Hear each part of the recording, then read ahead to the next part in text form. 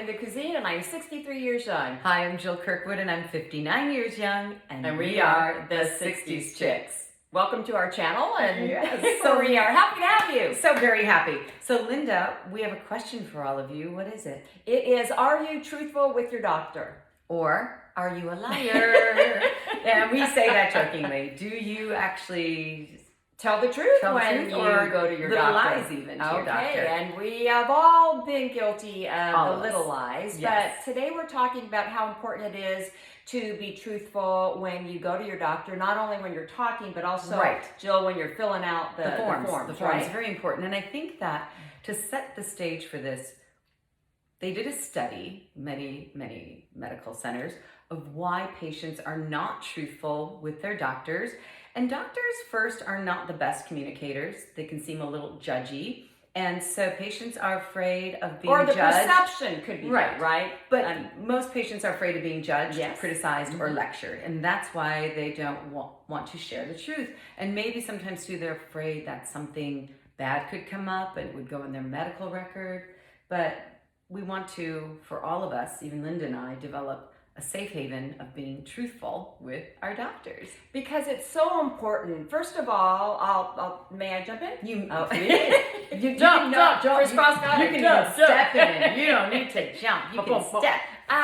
So some things would be more important than others, as your doctor is just asking about your lifestyle. But when they ask, are you on medications?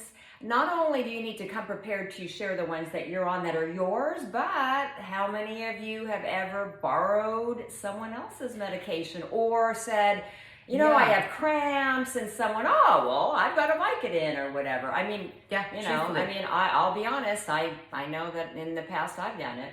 Yeah, and I have to be honest too. I mean, I've had friends whose husbands' backs have gone out, and I might have a tablet from a dental procedure I had done and say, well, I've got something, like, please, can I have it? And you give it to them, not knowing, and I should know better, if they're on anything else that could be contraindicated with that. But I think that in the long haul, telling the truth and being honest with your healthcare provider, your doctor, can prevent misdiagnosis, prescribed medications as well. You might be given too much, too little, the wrong medicine. So besides taking medication, the other side is if you're borrowing it or loaning it to someone, the other part is, are you taking the recommended medication for the length of time that your doctor recommends, like a Z-Pak? Right. Well, as we know, antibiotics, it's not going to serve you to borrow or take one or two. Right. I mean, you have to do the whole thing, right? Right. When people often feel better, they stop taking it, but you need to go in and continue to take it, or even a topical ointment or cream, something for a skin condition or a scar or whatever it may be, an infection. Once it starts looking better, don't stop. Just keep going until it's fully healed. So, have you ever not taken a full prescription of something? I tend to take the whole thing. I probably do the overkill, thinking I want every one of those little critters dead. But what about also things like, have you had surgery before? And they're not trying to, get all in your shit, so to speak. They need to know also the cosmetic surgeries. So when I go in and I have to say, breast augmentation, I've had cesareans before. So they're not there to judge or to know about you, other than my understanding, Jill, and maybe you can give it a little bit more detail. They're wanting to know, like, do we have adverse reactions under anesthesia, right? Would that be the... Exactly, and scarring issues. So did you have an adverse reaction to the anesthesia or to any of the medications or medications after? Did you scar? Could there be potential scar tissue? And doctors have often said that they find sometimes a person will be ashamed to say they had a facelift, and they get in there and they can clearly see, that there are scars. And that's super important. I mean, it's going to save your life potentially. Right. How about the one, and this one, I've also probably not for a sip of wine. I'm going for a sip of wine, because what about the one where it says how much you drink a week? Oh, huge. And we'll do another episode on alcohol, because that's a huge topic. But Yeah, so it's usually 5 ounces for women of any, given wine, and that's an ounce of a Well, that shot would be of the vodka. recommendation. Recommended dose, the RDA, right? And then for men, it's 2. It's double that. So when the doctor asks you that, they're not there to be, again, all judgy. It's to, it can be a blood thinner too. Definitely. Right? If you are going in for any kind of surgery procedure, get off of alcohol, get off of anything that thins your blood because it can make you bleed more. And the other thing is they need to know about your liver health. And they need to know if you have any addictive nature to that. So it affects your healing and it affects your long-term outcome. And they also, if you have any substance abuse potential, it's how they prescribe painkillers after. Right. So my deal with when you've got the little boxes that you're checking is, so sometimes it'll say, 3 to 5 times a week or whatever, but where's the box where you could go months without having any, and then you've got, hey, something going on in your life and you're having a glass a night. So well, like when lockdown happened, I was drinking a little more than normal. You're like, hey, I don't have anything to do tomorrow, and I'm like, well, this has to stop. Right. Just not that I have an addictive issue, I do not, but it's just not healthy to overdo. I mean, And that's why the key that we are trying to probably express is it's about communicating with your doctor where you are at, what you're going through, Right. not only physical, but also your emotional health. They are there to help. Right. They are human beings just like we are. They probably enjoy their glass of wine or 2 as well. Yeah. And I think that they really want to help. If you have a doctor with bad bedside manners, by all means, find a new doctor. If you really don't get along and you don't trust them, and know that HIPAA protects you. So you're protected with your information and they cannot disclose that. And then, part of the mental health thing is you need to share. This past couple years has been tough on all of us and surprisingly put a lot of us through mental health issues and anxiety that maybe we weren't aware of, and you need to share that. It's really important to have a good friend too. Yes, especially that. I read, and it was in AARP, and I get so much of my valuable information through them, that one way to present to your doctor, if you were embarrassed about anything, write them down, because then when you are in front of your doctor, you don't have to have eye contact. You can just literally read off the page what your concerns are. So another thing that, and I wouldn't have thought about it, is even as a woman of a certain age to talk to your doctor if you, like me, are going through divorce, and if someone's had unprotected sex, you want to then have the dialogue with your doctor, and as you are getting back into the dating scene, have testing done. Who would have thought that as a woman this age that Here's an interesting little statistic, my friend. Okay. So in a lot of these senior living centers, STDs are really high. I don't know. You're rocking it. Well, you don't get older. Get to have it. Well, but you don't get older, and that risk factor, goes away. It's still there, and you have to know someone's history. So do be very cognizant of someone's sexual history and be honest about your own. Yes. So that's a conversation with your partner besides with your doctor. And that way you'll enjoy the sex time together. It'll be more intimate and more honest. So the other thing, it's getting me all bothered just talking about it. The other thing is to also be honest about your age, especially as you get older.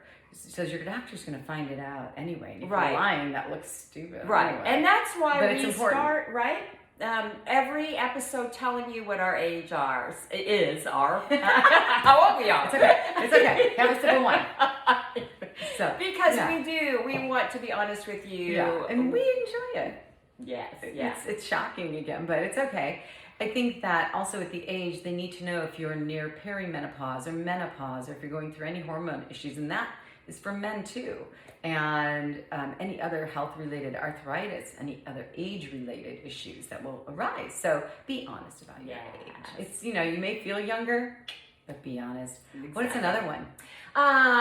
What about when they ask you your eating or exercise habits? That's interesting. Yeah. And this is one that people lie about the most. They lie about the most. It's funny. I lie about that one, but it's kind of not a lie. So when the doctor, when they say, how often do you exercise? And I put down 4 times a week. Well, do I go to the gym 4 times a week? Absolutely not. But My job is super physical. I move furniture. I'm an interior designer. So all day long I'm moving furniture. So am I lying? No, you have exercised in a different manner. It's functional exercise. It's part of your daily work. Can I use that terminology? Can I say I do functional exercise? But I must say that in the realm of things, exercise is above and beyond what you do in your daily life. Except for Linda. But there are also people who go to the gym 4 days a week, but they really don't do anything there. Yeah, that's right. But with the food, a lot of people are afraid and ashamed to say they have cravings or they eat bad food, and they often overestimate or underestimate how much they're eating, I should say. They underestimate how much they're eating. And the doctor's not there to judge you. Most doctors probably have some gnarly eating habits. Yes, but because of those horrible hours they have. Because if they're going to prescribe, a diet for you or a diet plan or a new lifestyle plan, and you're having a hard time adhering to it, then you have to get into like what I do with my clients is understanding your triggers and your habits. What triggers you back stepping into bad habits. So that's a good one. Let's face it. The first thing when you walk into the doctor's office, you have to get on the damn scale. So it's not like you're going to be, lying about your weight, right? Yeah, right. And there are thoughts. Some people have said that some of those medical scales are set about 5 pounds higher. Well, I don't know about you, but I've taken off my shoes, my rings. You're stripping. I am stripping. Yeah, absolutely. And I think so. Just own it. If you really want to get healthy and look at your life 5 years down the road, 10 years down the road, you have to be honest about all things. And also, there is, how much time you spend in the sun. Because that's a good one. I would never have thought that was even, I don't know that I've ever seen that though on the questionnaire. It comes up on the questionnaire as you get older. And have you ever had any precancerous skin mold or anything like that? Skin cancer, and is it in your history? That's important. Oh, that is a good one. So that, be honest about that. There was another one I was looking at. Supplements that you take. So that's right. They are potentially able to interact and interfere with your medicine. Like even grapefruit juice, people on blood pressure medicine are not supposed to drink grapefruit juice. And there's some other medicines too. But always let your doctor know what vitamins or herbs you're taking. And again, because those vitamin herbs like E and D, and then the herbs like ginkgo, those are blood thinners. And so if you're in for some surgery or even a minor procedure, it could bleed more and cause more bruising. Well, thanks. Yeah. And how about smoking, Linda? How about it? Don't smoke. Don't smoke. It's the one thing they know, and not one, they know many things that we should avoid, but smoking, it can interfere with how you heal. A lot of doctors won't work on. Oh, that's right. Yeah. I've known people that they said that they needed to quit smoking before they had the surgery. And the same thing with if you're smoking medicinal marijuana. So your recreational drug use is very important as well. And it's also about the recreational marijuana, and this is so debated. But in some people, and we're all chemically different, it can trip up depression or, being lethargic. And so your doctor needs to know that if you're having depression, do you smoke marijuana? What could be contributing to that? Because again, mental health, right? And your stress. All right. So what else, Linda? Anything? Are we missing anything? I think we nailed it. So basically, what do we know? Be honest. Be honest. Yeah. We will too. We promise. All right, you guys. Thank you so much. Thank you so much. We say, and your doctor says to wine just a little. 5 ounces for women. and laugh a lot. Thank you. Bye.